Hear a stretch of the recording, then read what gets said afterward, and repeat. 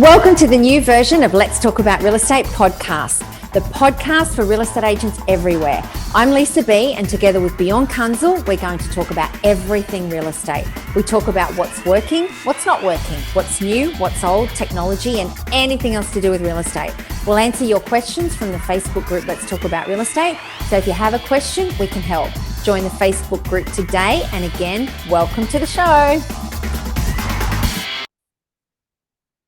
Welcome to Let's Talk About Real Estate podcast. Welcome Bjorn Kunzel to this episode. Good to be here as always, Lisa, and thanks for having me once again. And we look forward to this episode. Yeah, definitely. So today we're going to be talking about vendor management and buyer management. So first of all, when any of the agents that I'm coaching, they talk about their vendors, I always want to know what sort of vendor they are. Are they an A vendor, B vendor, or C vendor? So I'm just going to go through what an A seller would look like. So they really want to sell. They're committed for a reason. They may have to sell for whatever reason that is. They have a deadline, whether that deadline is imposed by themselves or others. They are lovely people and they are reasonable generally. All you need to do is find a buyer at the best price you can, and of course at a price they're happy with. Okay, they could be a B seller.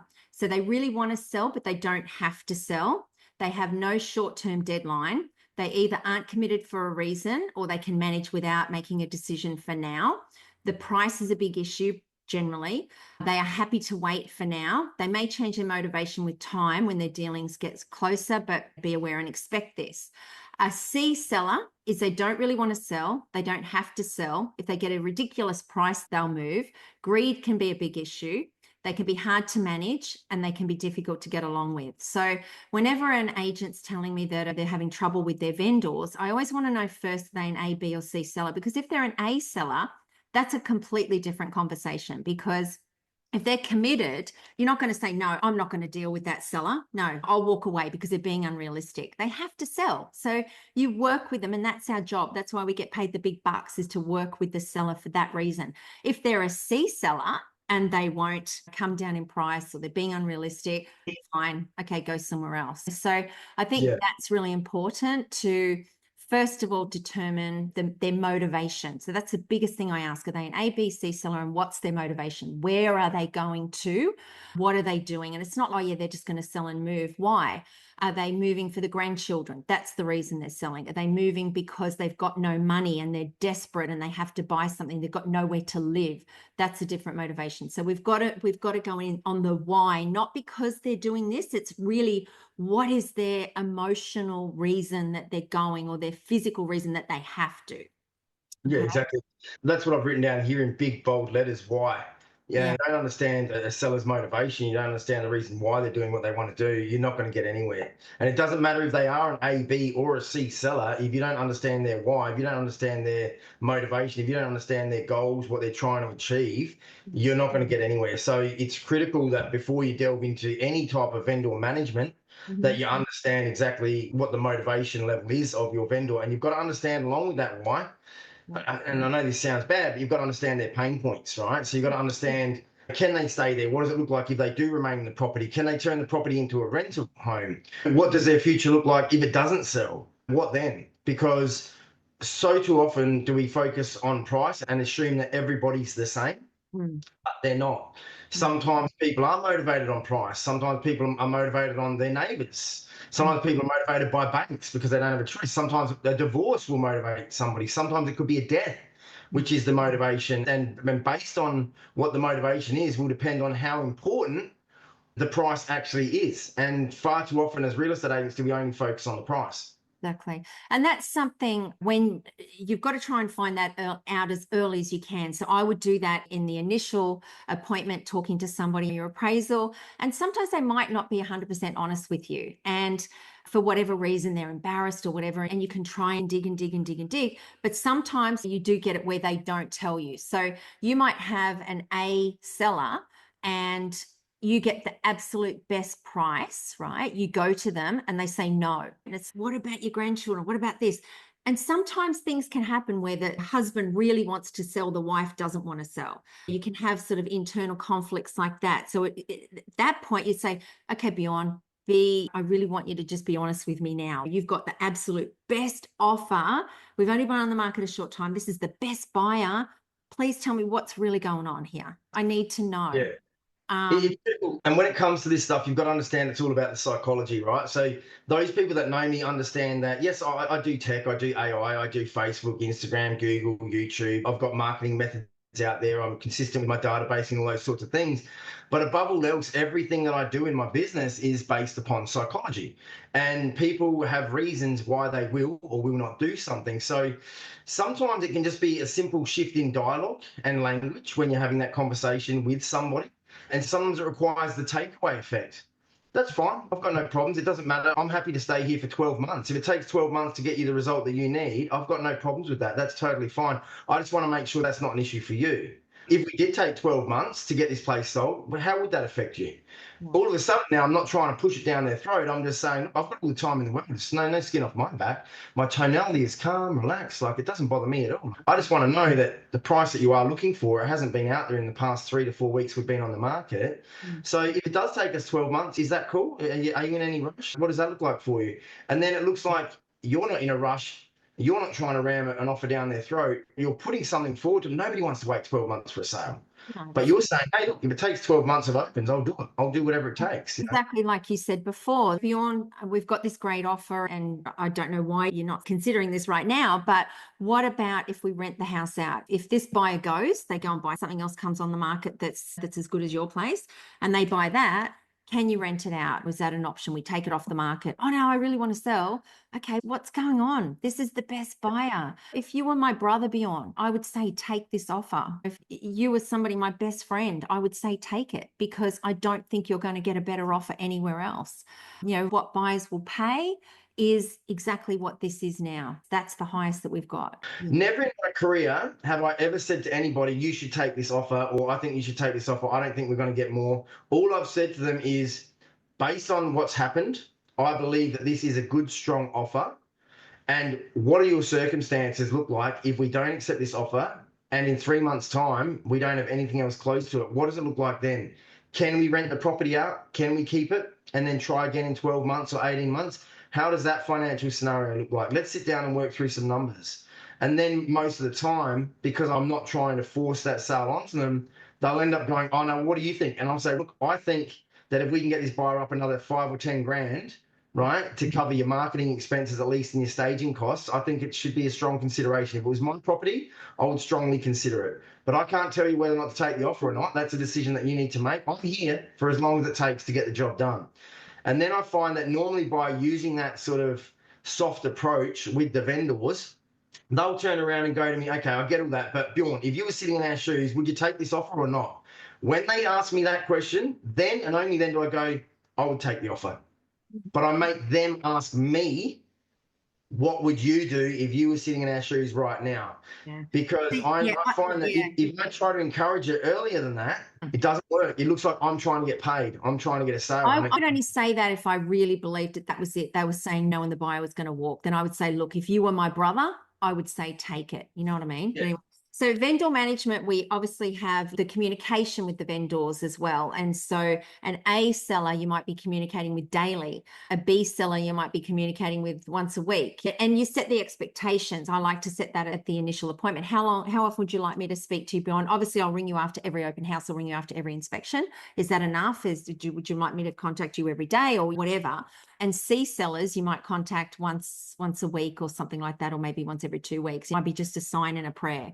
So it's never going to sell. You're not going to do open houses every single week on a C seller that's way overpriced. I wouldn't anyway. I'd be like, okay, I believe the price is way too much, and let's set it for, yeah. And I'm talking about a market where things are on the market for like 3 months, 6 months, whatever. And I've been in markets like that. Yeah. If it's a market like yours where you're turning over a lot quicker and all that sort of thing, but it's relative of the market, it's relative of the seller and all that sort of thing. So you've got those things. And then obviously vendor management is, as you said, price expectations, all those sorts of things as well. So yeah, so that's it. And also buyer management is the same as the vendor management. You're going to have A buyers, B buyers, C buyers. So an A buyer is somebody who's sold, somebody who's got the finance ready to go. Obviously, you're going to be spending a lot more time with them, and you've got a red hot buyer. All you need to do is find them a home. So it's the opposite. You've either got a listing and you just got to find a buyer, or you've got a buyer. That to me is half the equation. So I'm going to try and find that buyer a home. So that would be my specific target prospecting. Where do you want to live? Door knock, phone prospect, what letterbox drop for that buyer, because I've got half the transaction already or half the sale. Yeah. I think the core fundamental of it all as well is that people only do business with people they know, people they like, and people they trust, right? So if you're known, which you should be if you're a real estate agent, because if you're not known by people in your community, then you're living under a rock, you're doing something wrong. So let's just assume that everybody's known because you're a real estate agent. Everyone knows you're a real estate agent. Comes down to them being liked and trusted. Now, if you're with your vendors and you're delivering them with information and you're delivering them and you say to them, look, I'm going to report back to you and let you know exactly what's going on throughout your campaign. I do this with everybody, an A, B, or a C. I say, look, all I want you to do is to continue living your life. I'm going to keep in contact with you and let you know everything you need to know when you need to know it. You're never going to have to pick up the phone and ask me what's going on, because I'm going to SMS you, email you, and also call you after inspections and let you know what's happening. Now, I'm going to deliver you with the truth. I'm going to deliver you with the good, the beautiful, the amazing, and also the ugly. Right? If you go to a doctor and you've got a heart problem and you're smoking 2 packs of cigarette a day, I'm the doctor that says, if you don't stop smoking, you're dead. That's the sort of guy I am. If you're looking for a doctor that says, oh, let's get you onto some patches and cut back, let's try to drop out 1 cigarette a day for the first month, and let's try to cut back 2 cigarettes a day for the next month, and that's not me. So guys, understand that all of the information I deliver to you is going to be buyers' feedback, not my opinion, buyers' feedback, because I'm the link between yourself and the buyer and the sale, and I'm the negotiator and the communicator. So I'm going to communicate with you. You never need to know what's going on.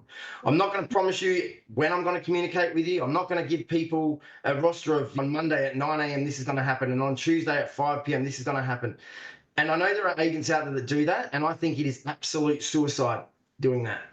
And I'll tell you why. If I am a home seller and you come to me with a schedule, and it's a very detailed schedule written down. You say to me, Bjorn, on Monday at 10 a.m., I'm going to call you with feedback. On Tuesday at 6 p.m., I'm going to let you know exactly what happened. I would never do time. On Thursday at this time, I'm going to do this. No, of course not. Do you want to know what happens? Yeah. As soon as Monday at 10 o'clock comes around and I haven't heard from you, and then you call me at 10:30, every single bit of trust I had in you is completely, utterly and totally destroyed. No, you can't say it time. No way in the world. It would be, At least I do know there are people out there that do that. They have very scheduled time. Yes. Okay. And yes, and they tell people, look, this is going to happen on this day at this time. And I think you're setting yourself up for failure. No. After inspections, yes. But I agree with you. If a vendor rings me, I'm not doing my job unless something, has happened that you don't know. They should never ring you. You should be embarrassed and ashamed if a vendor rings you, I think. You should be keeping in contact with them unless something has happened outside of your control. Yeah. And I think if your reviews are going less than 4.5 stars, you're doing something wrong as well. Yeah. Communication is key. The more high maintenance the vendor, the more communication, right? Yeah. Look, sometimes we've had clients where their expectations have been huge and they haven't been out there, and we've had to go from one campaign to another campaign. And then on the day of, for example, we might have had a private treaty that was going for a month or so, didn't work. So then we had to flip it to an auction and then get the vendors' expectations down. Now, we've had situations where I've had vendors where they enjoy a bourbon and Coke. So what do? I say, look, guys, we've got to change strategy here. I need to sit down with you and we need to work this out, right? What day in the evening are you free where you've got nothing on? Let's sit down and let's work out another strategy, because we've got to change strategy here because what we're doing isn't working. When I go to that meeting, guess what I'm rocking up with? I'm rocking up with a 6-pack of bourbon and Coke, right? Now, I may have one drink with my vendor. I won't have any more than that, but I'll sit there and let them have a couple of drinks. Yeah, making sure you can't get them drunk because you can't make a decision when they're drunk. Yeah. Of course not. You're not signing documents. You're not signing paper. You're having a discussion about how the marketing campaign's going. But you need to get people to relate to you on a level where they feel that you are their friend, you are there to help them, and they trust you. Because then when it comes to having a hard conversation, if you're liked and trusted, the hard conversation will not fall on deaf ears. If you are not liked by them and you are not trusted by them, it doesn't matter what you do, the conversations that are tough conversations to have will fall upon deaf ears. So you need to find a way to relate to your client and prove to your client that you're there to help them and to serve them. Yes. And sometimes, like I said, bringing up that, hey, look, if this doesn't work out, what's next? What do we do next? And then shut up. Yeah. And let them talk. Yeah. So often see agents talking themselves out of business because they don't shut the hell up. I know. So I think our next podcast, I want to talk about negotiation too. So let's talk about that next time. All right. Anything else you want to add? I think that was good. Anything else you want to add? I think with everybody you're dealing with, you just want to find out who the client is, what they're trying to do, when they're wanting to do it, where they're wanting to go, and why they're wanting to do what they want to do. If you're loaded and you have that in your knowledge bank and you understand exactly what they're trying to achieve, a good agent shouldn't have properties they can't sell. It's just a matter of pivoting and transitioning.